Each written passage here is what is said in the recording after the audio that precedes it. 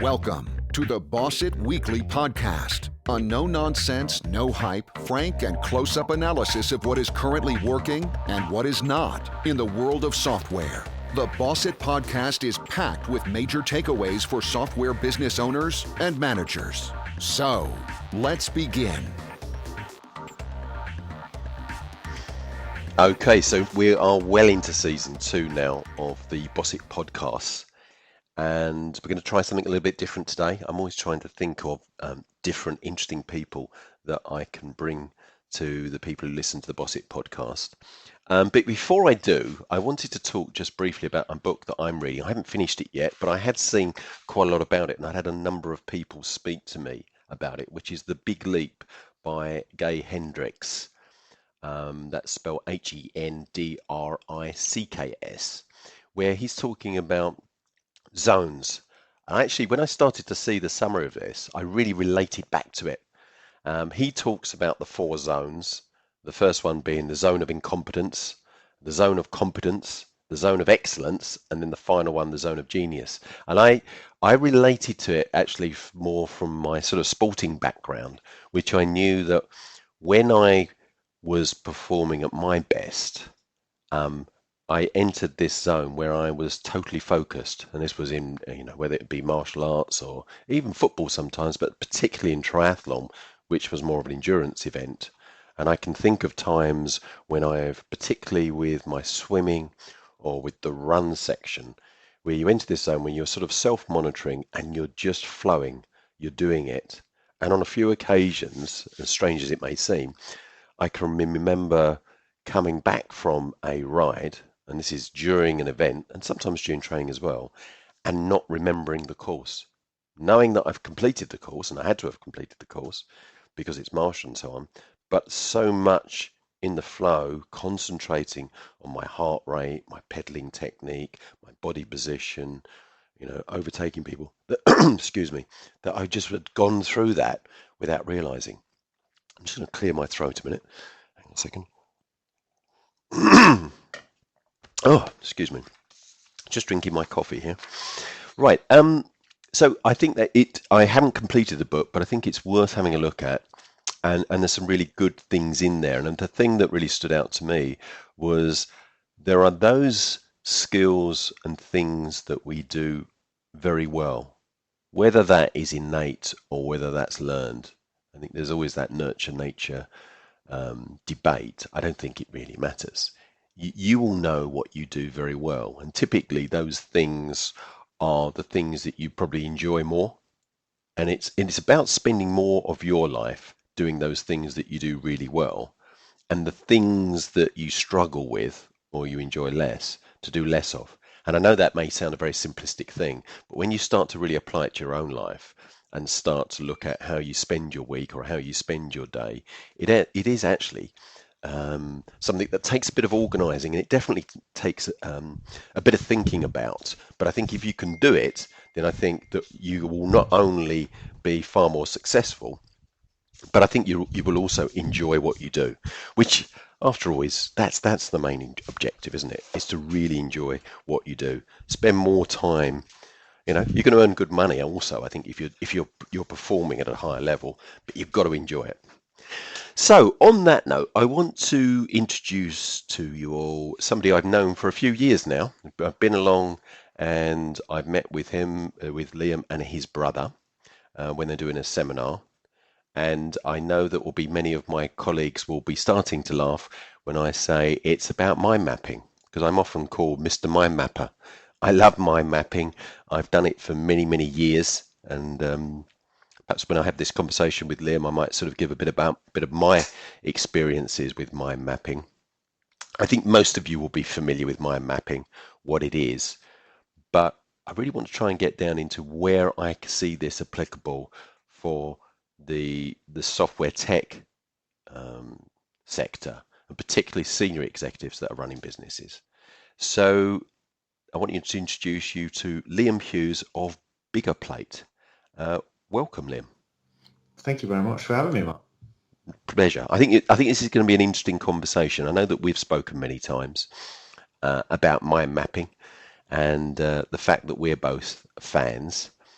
But give a bit of better background about yourself and about BiggerPlate. Where did all of this start?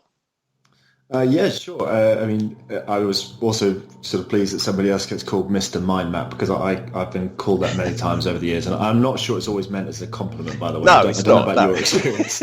no, they're taking the mickey without Yeah, without any exactly. doubt. It's one of many things I get called, so I try not to take it too personally.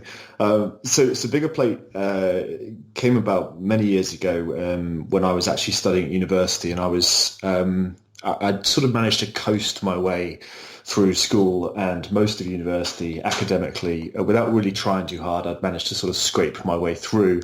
And then I sort of just reached a point, I think, in studying where that was no longer possible.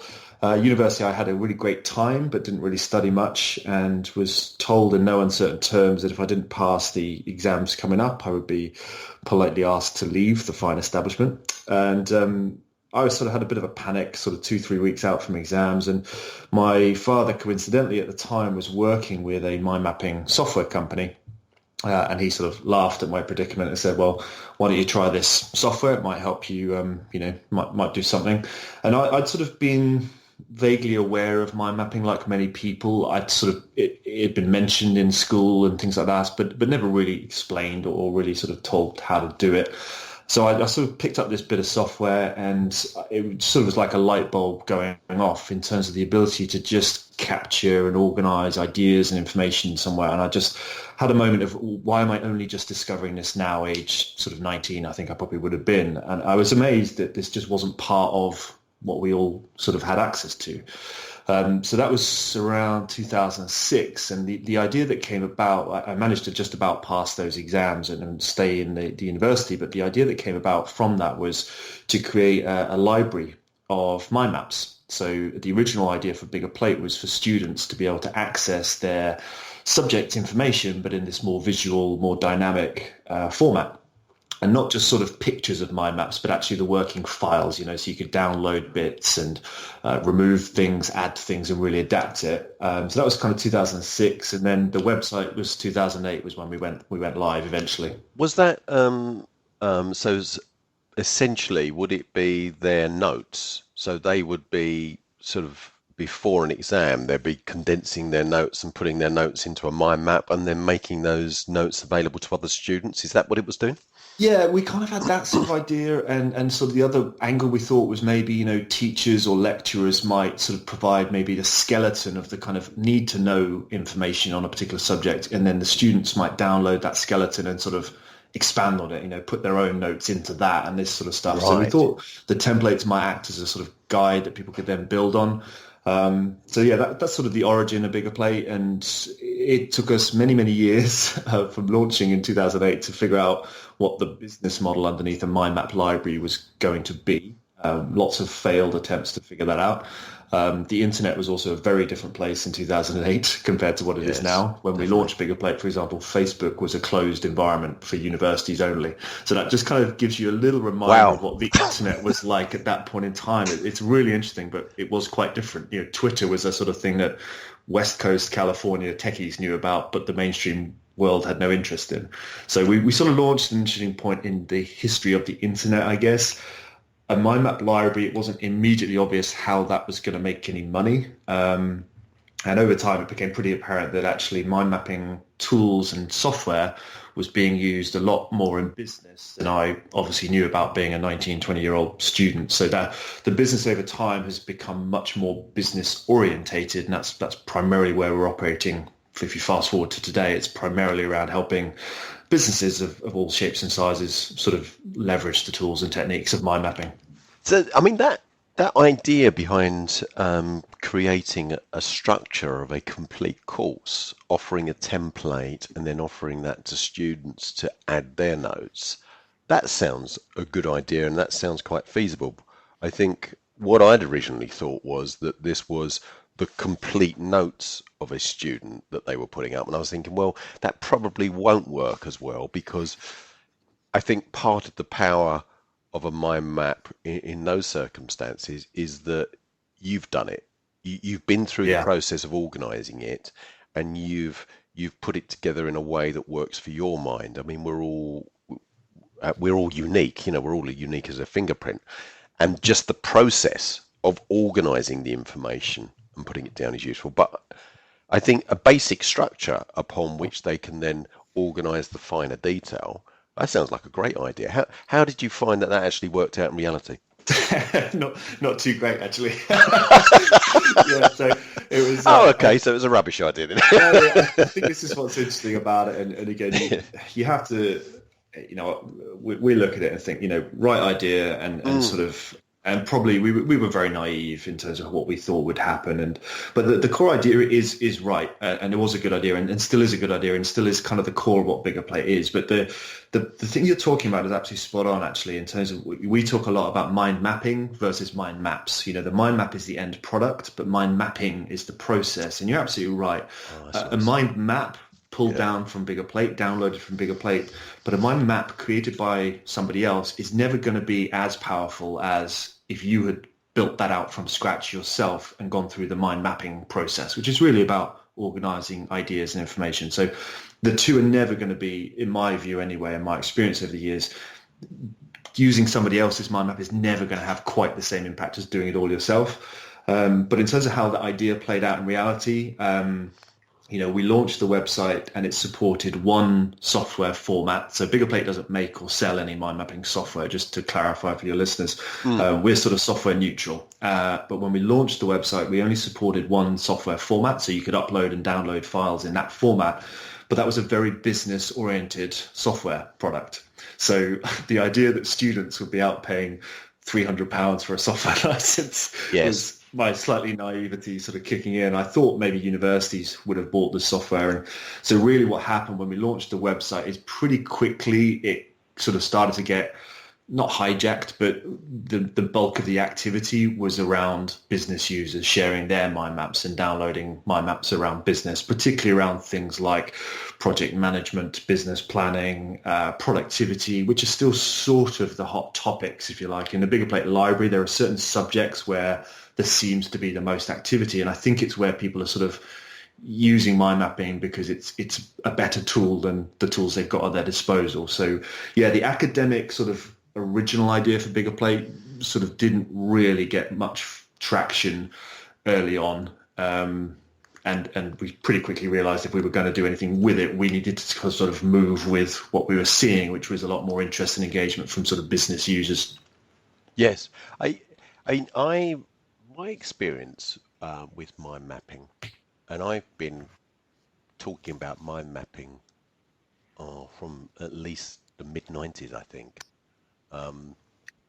is that you tend to get three groups of people. There's a few out there who've never heard of mind mapping. That's less and less.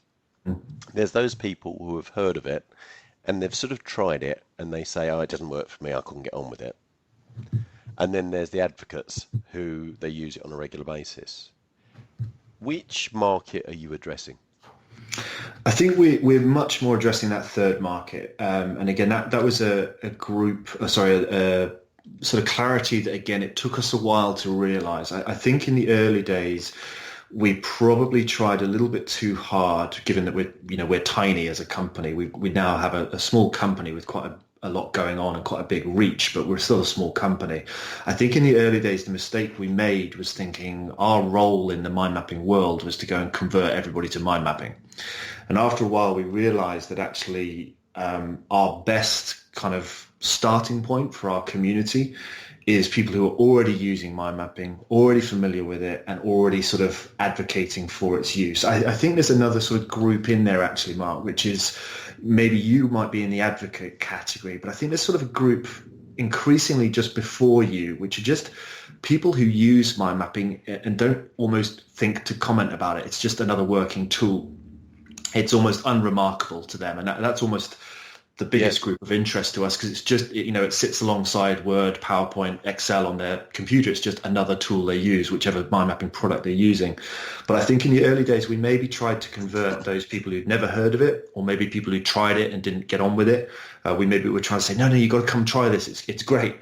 And I think that was not a great use of our very limited resources. And when we started to focus on people who are already familiar with the tools, already familiar with the different software options, we found that actually the whole activity of the website and the community grew. And some of those other people came along anyway, because we had more going on. They were able to understand it a little bit better because we had a more active community showing them what was possible and sort of illustrating the real world uses of these tools and these techniques.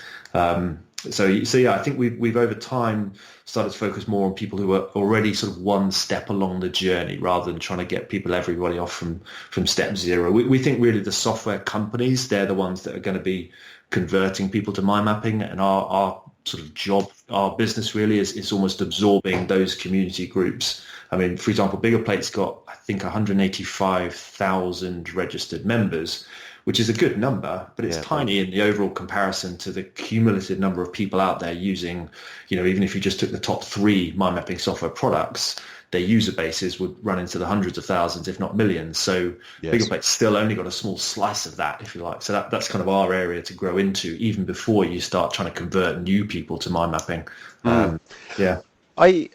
I'm interested to get your feedback, because I've found that the people that are sort of aware of mind mapping, they know what it is, but then they say to me, but it's not for me, I couldn't get on with it. Where I've been able to spend a little bit of time with them and get them to explain to me what they were trying to use it for and how they were using it, if I can spend a little bit of time with them to explain more fully about mind mapping, I give them a bit more information, quite a high percentage of those people will go, oh, actually that really could be useful, because it is so flexible. I think if they're doing it in a bad way, it's like giving somebody a tennis racket and pointing them towards a tennis court, and they know that there's a game of tennis that can be played, but if they're not giving any instruction, it's quite likely that they're not going to continue, because they haven't got anything, any skill there, any guidance. What do you think? I think it's spot on, and it's really what we have tried to do a lot over probably particularly the last kind of 5 years of the business, is really zone in on what is this person already doing in their job, or what is this company already doing? What do their current processes look like? What do their current activities look like? And then, part of, for example, our consulting type services is where we're looking at a company and we're talking with them saying, right, tell us what you're doing today. And then tell us about any areas in your business where, for example, you would like to see more collaborative planning, or more collaboration. Tell us about the parts of your business where you think people might be getting a bit overwhelmed with the amount of information and these kind of things. And what we're trying to do there is really identify the hot spots where mind mapping is likely to be able to add most value. Then what you do is actually you take their existing processes, the existing things they do, and just turn it into a sort of a basic mind map template and say, well, just try exactly the same process, exactly the same activity, but just try using this different format. And that's absolutely, to your point, showing them a little bit more around what they could actually use it for practically day to day. And again, if people see familiar language, familiar terminology, familiar processes, but just in this slightly different format, it's less intimidating than the blank mind map on their screen. And they go, well, I don't really understand where the hell I'm supposed to apply this in my job. So I think that's where we've spent a lot of time. That's where, the heart of BiggerPlate really is the template library. So again, that's kind of trying to show people where other people are using these approaches. But you've got to do exactly as you say. You've got to find, where does this actually fit with this person's current work, activities, or whatever, and kind of what problem might it help with. Because, again, most of the software companies selling mind mapping software, they're going to tell you it can do everything. They're going to say, oh, this will solve all your problems, and world peace, and clouds will part, angels will sing, etc., etc. And they'll sell it into companies probably with some pretty big promises. But actually, what the people who then end up with that software on their computer are saying is, where the hell am I? Where does this fit into my work? I'm gonna have to stop you. I'm gonna have to stop you on that one, Liam, because I think there's about 10 different points that I think are relevant for the software industry within that short section. Probably is, They're amazing. I mean, just to give the people who may be listening to this a bit of background, and also for you, Liam, this is an international group of listeners, but they are obviously within the software tech, and it tends to be much more the senior executives within software tech vendor companies and systems integrators. So I'm always looking for things that I think are going to be relevant to them. But there were so many points that you made there, and I think one of them was about familiarity, and I work with software companies right the way across the globe, and we work with them to help them be better than they are, essentially, for a variety of different reasons. And one of the areas where I think they can make massive improvements, and I think I would say the majority, and this might be a bit bold, but I think the majority are unconscious incompetence, is the way that they present their software. It's the way they talk about it, the way they demo it, the way they set up the user interfaces, and the way they do their training. And you said about familiarity, and making it relevant. I think that is really important. I mean, that's one of the reasons, we've had a couple of conversations about how we can work together, and I think that there's enormous potential here. But if you were talking at a high level, what are the benefits of mind mapping? Keep it at a high level. What do you see that it does that perhaps other Sorry, I think I've ways got like a approaching? military helicopter flying over. Apparently we're being invaded. I'm not quite sure who to be annoyed today. But Yeah, that's right. It's not something you've done, is it? No, I don't know. I sometimes get that actually, is when the American What, president. invaded? Yeah, that's right. Yeah, I'm often invaded by all sorts of people. But whenever the American president comes into the UK, he comes in and lands at the local airport to me, and they Oh, right. fly over. It's an enormous noise Yeah. when they come over. Sorry. That's right. Yeah, but so High level. going back before your invasion, Yeah. what are the top level benefits before we sort of get into the variety of uses and how the variety, because I think it will open this idea of mind mapping up. I use it in so many different ways, and you will know even more ways than me. But at a top level, what are the benefits? Why should somebody even bother listening to this podcast to learn a bit more about mind mapping?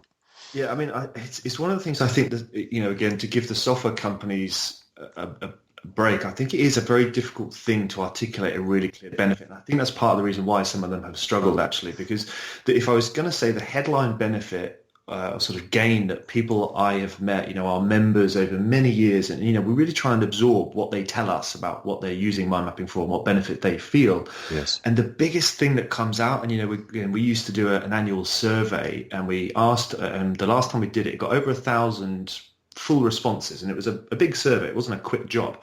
And in one field, we said to the survey participants, what are the key benefits you get from mind mapping? And we left them an open space so they could write any words they liked. Yeah. And when we then created a word cloud based on which words we used the most, the word that came out were things like clarity, thoughts, organize, ideas. And that really is what most people say the key benefit is. It doesn't really matter what practical use case they're putting it into. The key benefit they're getting is it's helping to organize and structure ideas and information. And Yes. we don't actually, most of us, have tools on our computers to help us do that. We've got tools like Word, PowerPoint, Excel, or whatever, which are great tools for what they're designed for. Word is a great tool for writing and printing a document. PowerPoint is a great tool for presenting. PowerPoint is a great example. It gets a terrible rap, PowerPoint, but it's a great presentation tool. It's not a great tool for organizing what should go into your presentation. So again, this is another example where I quite often say, one particular use case for mind mapping is if you've got to present something using PowerPoint, start with a mind map. Organize your ideas and your information in the mind map, and then switch over to PowerPoint. And your PowerPoint presentation will be better because you will have structured the ideas, the information better. You'll have a much better sense of the total picture, the flow of that presentation in a mind map to then convert into PowerPoint slides. So the highest level benefit, whether you're talking about teams, whether you're talking about businesses, whether you're talking about individuals, is that organization and structuring of ideas and information, which are otherwise scattered all over the place. We are totally overwhelmed with information. I liken it to it's almost like trying to build a jigsaw puzzle with no lid, no box to tell you what you're building. all the pieces are black and white. There's no edge pieces. That's what I think our daily lives are like in terms of trying to assemble all of this information into something coherent. So tools that can help us do that, that is where I see this benefit. And it's where, if I said to you, Mark, for example, someone who uses these tools just as part of their daily working, if I took mind mapping software away from you now and said to you, how would you go about your normal working? I'm guessing you would say, I don't quite know. And you'd get frustrated because you'd be trying to organize your ideas and information in tools that were never really built for that. I know exactly what I would do. I would organize a helicopter raid on your place and get it back. Exactly. That was yours flying over, wasn't it? Yes. No. I would be spending more time to achieve less. Yeah. And this is the biggest thing we see with our communities. If I ask members, who are using MindMapping, what if I took this away? They say, I don't quite know what I'd do. And it's not because it's mystical or magical. It just is a great tool to add to the toolkit alongside your other working tools. But if we sort of talk about it being the upfront thinking tool, and it may not be that you finish whatever you're doing in a mind map, but if you start in a mind map or you do certain parts of the process in a mind map, it's really going to help you as an individual or you as a group get that clarity of, right, what do we do next?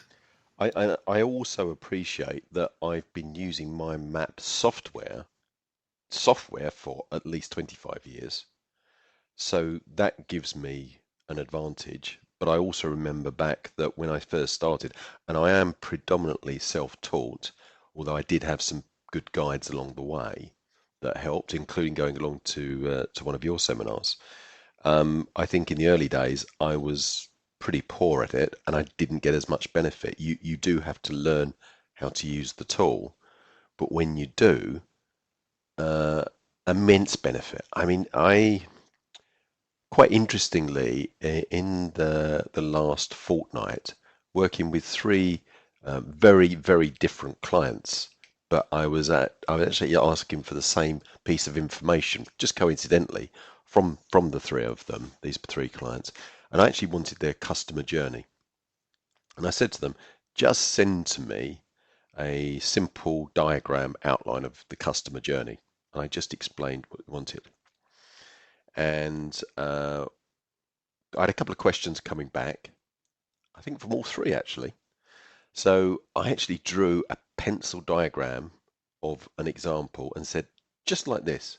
So I drew from the customer knows nothing about you, so you gain their attention, to signed agreement. And I did I think I did about 4, 5, 6 stages with one word for each stage, which made sense. So I sent that to them and I said, this is all we want. And from all three, and this is because of the market that I address, I am typically dealing with highly intelligent, very well educated left brain thinkers who are dealing with complex issues. And their reaction to it is that they deliver a lot of information, and they're actually very good at sort of managing this information. So I got from one a page and a half of text, no diagram.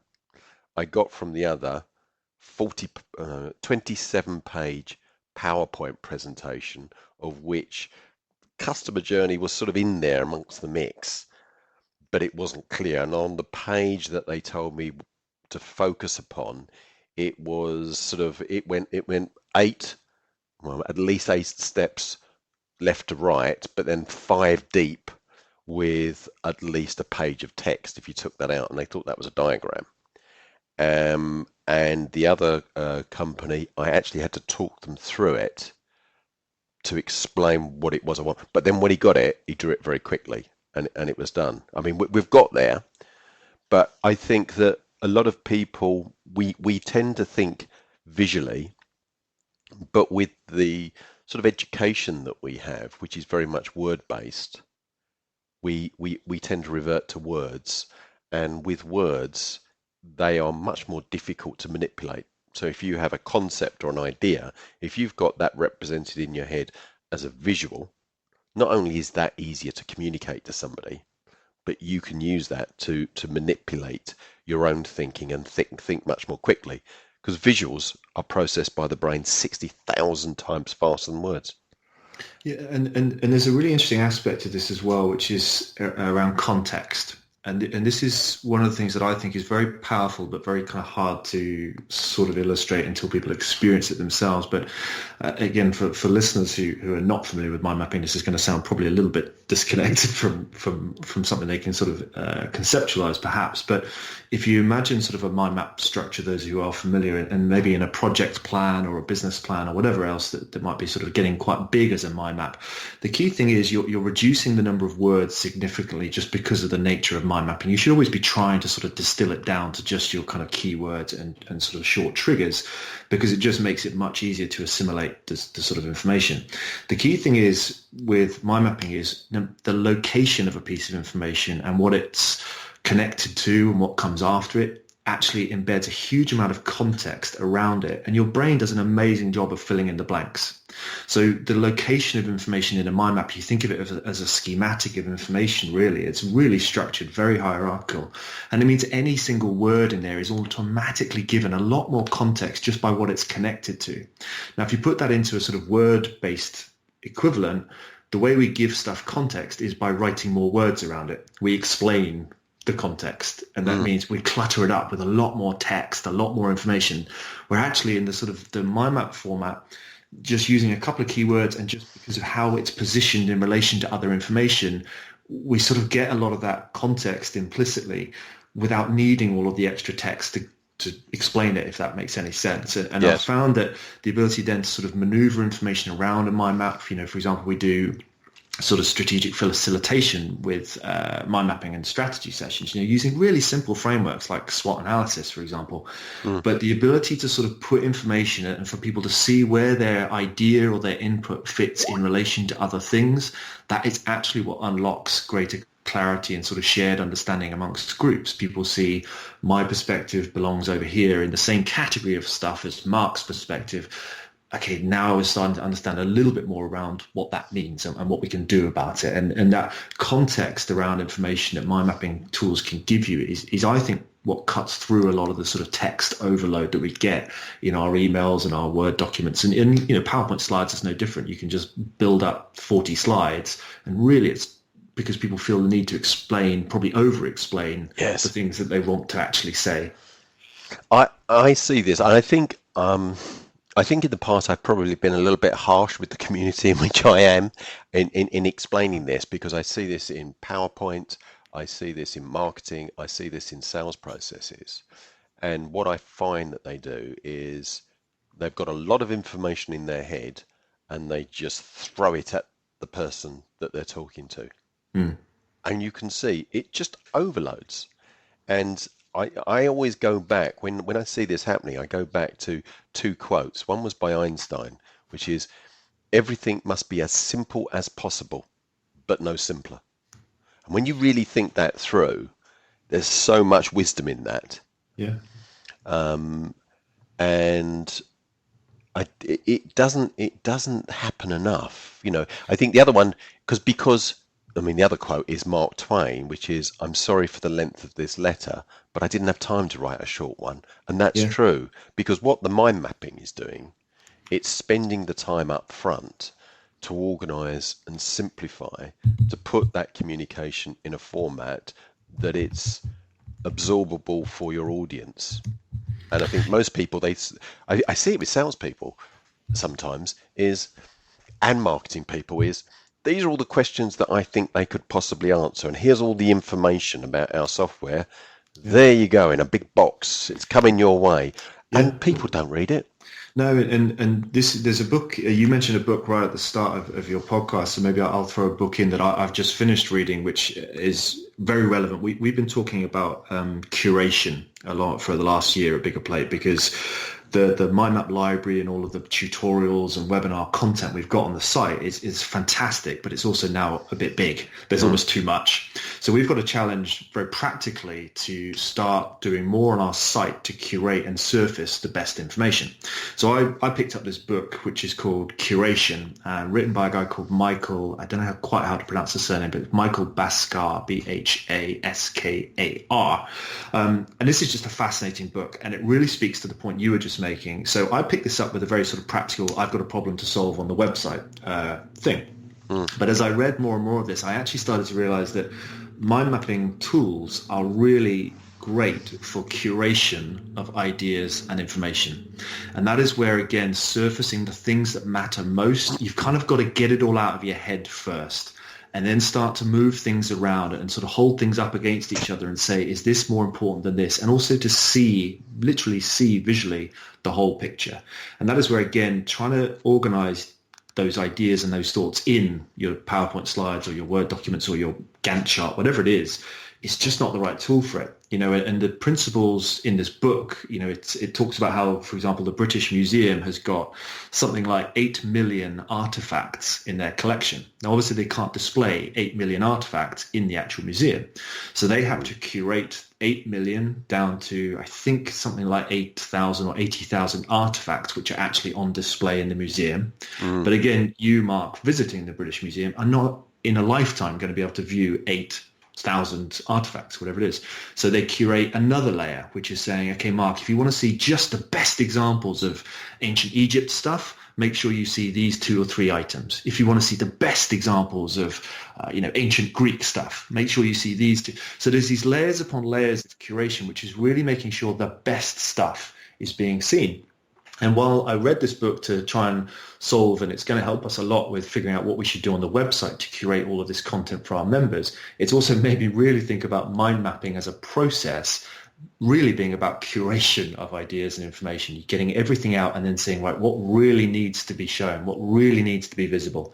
And that then is what should go into your PowerPoint slides, your Word document, or just stay in the map as most visible stuff. It doesn't really matter. But mapping as curation is an idea we've sort of taken on board quite a lot over the last couple of weeks, actually. I mean, one of the things that we do is to help software companies become more engaging and more compelling. And communicate at a much more strategic level. And this is based on, cognitive science, psychology, the ability to tell stories, the ability to use visuals, but to do it cohesively, because 99% of the software tech companies out there don't do it. They do elements, some don't do it at all, and they're really bad at it. But this is a relatively new industry. And I've learnt a lot through using MindMap and understanding more about the way that the brain works. And one example that I had where it really worked well was teaching a group of photographers and trying to take them away from the equipment and getting them to think and learn more about art. And I did a survey beforehand and I spoke to these photographers, and actually their interest in art was almost zero. Right. They really weren't interested. And I said, well, we're going to go and learn about art. And they groaned. All that stuff about bricks and unmade beds and sharks in formaldehyde, or those boring old pictures you see at the National Gallery. And I thought, well, that's a tough audience. So what I did is I thought this through, and I thought, right, I'm going to take them on a trip to London, and I'm going to take them to the National Gallery. Now, the National Gallery is filled with hundreds of really good examples of art. But if we just go in there and wander around, very quickly they're going to be bored. They won't understand a lot of the stuff there because they've not had an education. They've not had much exposure to that sort of work. So I picked 5 classical masterpieces, as they're regarded. And I got one person from each group to go and study about it. I said, don't worry about if you like it or not. Just find out about something about the painter, and I want you to give a 3-minute presentation talking to your group about why that painting has been made as it is. And they did that, and we went in, we looked at just those 5 images, and we came out. And I would say 80% of those photographers became interested in art because we didn't overload them, and we put some context to it, and we made it meaningful. Yeah. And we're all overloaded. So again, to say to those people, go and learn about art. Here you go. Here's a museum. Where do you begin? Where does somebody who's not familiar with it, what is the starting point? Yes. And I think the same principle, again, taking it back to your software industry, the same principle applies. Just giving people a bit of software and saying, this can do 3,000 different things for you. that doesn't necessarily help me when it's suddenly dumped on my computer. Somebody who's very enthusiastic tells me, we're going to start using this. You've got to give me a start point, right? You've got to give me okay, start using this in this particular context. Here's a template to get you off the blank page. And then it becomes a little bit more like a filling in the blanks exercise, rather than when people get mind mapping software, for example, they don't quite know what to do with it. They don't quite know where to begin. And the same is probably true for lots of your clients on the software side of the world. That they've got great software, so they maybe default to talking a lot more about features. Our software does this and this and this, but actually it's as intimidating as going into the National Gallery with a brief to learn about art without any sort of structure in how to do it. It's just the same actually as getting software on your computer and someone saying, right, this is now our go-to tool for something. Figure it out. And I tell you why. It's because the software industry is completely different to what it was 10 years ago or even 5 years ago. Because when the software industry started, in the different subsectors, there were relatively few companies. So, for instance, if you had software that could, I don't know, OCR text, there were relatively few, and it was just the case you had to find those companies. Now, those sort of sub-technologies are incorporated into much larger solutions, and there are lots and lots of competitors. And the differences between them become less and less, and that will continue. They become a black box that can do many things. But I always look at it this way. Software, no one wants to buy software. That's obvious. This is sort of basic sales training. No one wants the software. They want what the software can be part of the solution. I say part of the solution to solve. And it's a tool. I see it, and it's no less important than a chisel is for a carpenter. But the problem is that the software vendors spend all of their working life thinking and dreaming about their software. It dominates their thinking. So when they communicate to the client, it dominates their communication. And actually, they should be talking about the client's problem, but just think about the software as a tool. There are lots of bits of software out there in the past that have actually been very, very successful. And actually, if you were just to analyze the software against its competitors, it's probably second or third rate. But it's how it's applied. It's the craft of applying that tool to the problem that is more important quite often than the software itself. You could give me a top quality chisel. You could spend hundreds of pounds on it. But if you put that in the hands of a craftsman, he can produce something of quality. He could probably also do something of quality with something that's quite cheap, because he's got the craft and the expertise and even knows the process of how we're going about it. Yeah. But in the software industry, they're obsessed about their own software. They think if they build better software, people are going to come and beat their door down. Yeah, and what we've found, which again, you'd probably be able to speak to it in broader terms than I can, but certainly from a mind mapping software sector, again, I don't know really what to call ourselves, but as I say, we're not making or selling it, but there are lots of mind mapping products out there, and we sort of pay attention to a radar, as we call it, of about 50 products, right? Now, to your average person, they all look pretty similar. Yes. But when you get to the sort of the better products, there are variations, there are nuances, there are strengths and weaknesses of all. But what is sort of becoming clear to us over the last couple of years in particular is we've been opening more doors with companies who say, we might buy software and we want to make sure once we get it, we know what to do with it. And that's why they're sort of talking with us about, can you do training? Can our people get access to your online resources, et cetera, et cetera. And what we started to realize was the software companies are selling their product more often than not to maybe a buying group of maybe 2 or 3 people in the organization. Again, maybe it's an IT person, an internal advocate, and somebody else maybe who's involved in the decision making. So that buying decision might happen, and maybe that company, driven by those 3 people in the buying decision process, maybe they buy 100 or 1,000 licenses for that product. As soon as that sale is made, 1,000 licenses go into that company. The software company themselves, they go on to the next sale. And suddenly the company that's bought the software sort of filters down this 1,000 licenses to the people on the ground who they think are going to use it, those people are not really given too much good guidance on how we're going to apply this in our business. Again, really practical, help me get off the blank page stuff. The software company, in the sort of flip side, is not actually learning what those 1,000 people are doing with their software because they've moved on and they only sold the tool to that buying group of 3.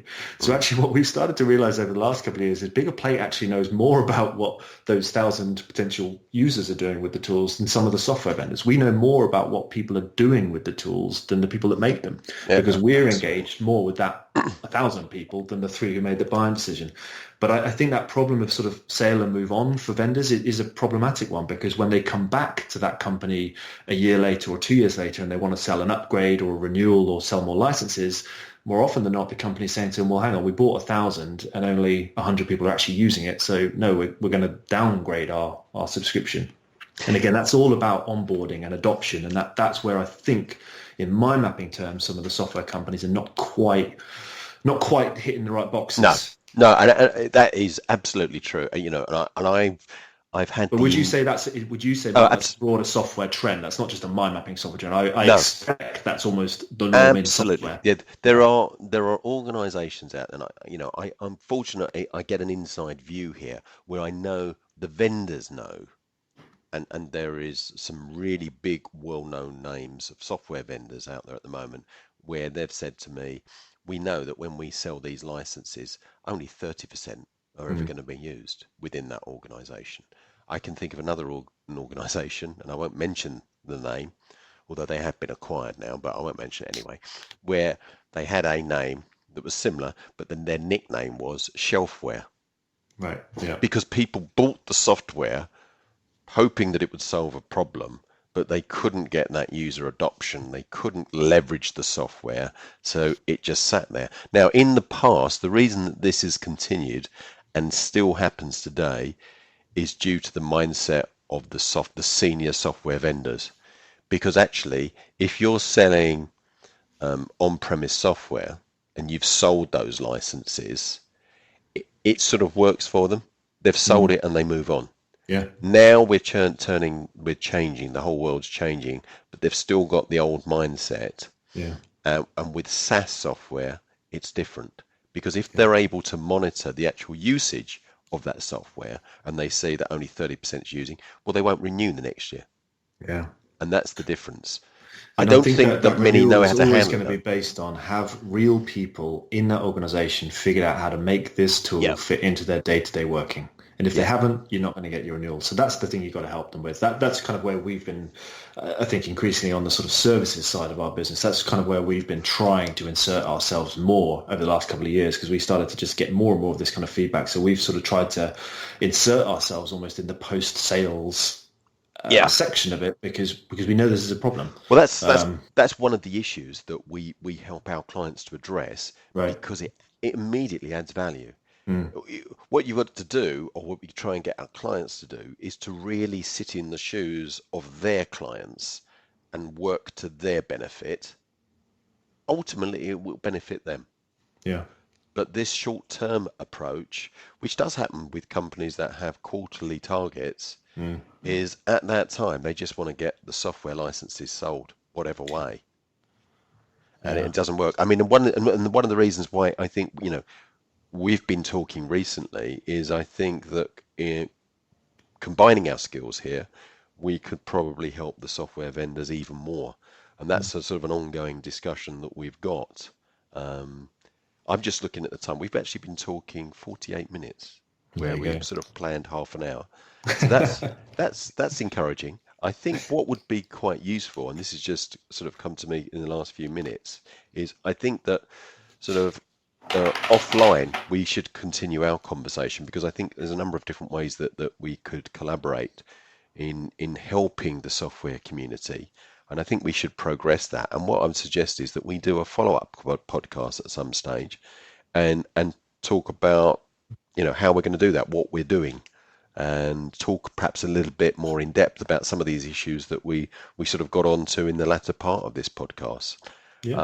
But I'd greatly thank you for today.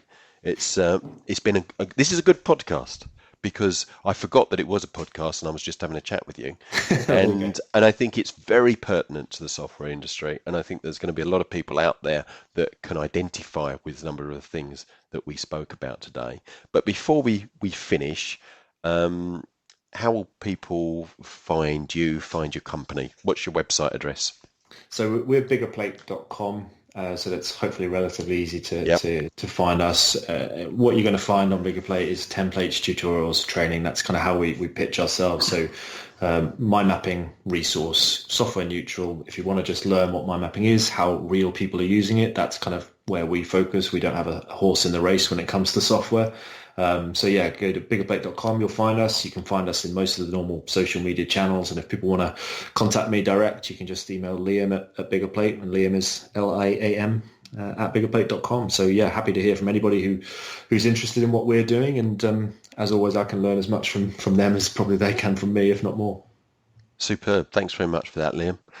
As always, any thoughts that you've had from this podcast, if any of the issues that we've discussed today are of interest to you and you want to get in contact, then please do. There are many ways you can reach me. Mark Edwards, Boss It Podcasts, via Boss Equity website.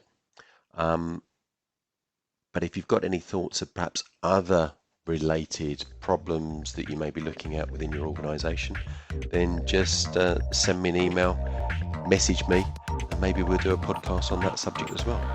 But for now, thanks very much, and I'll be speaking to you again soon. Thank you.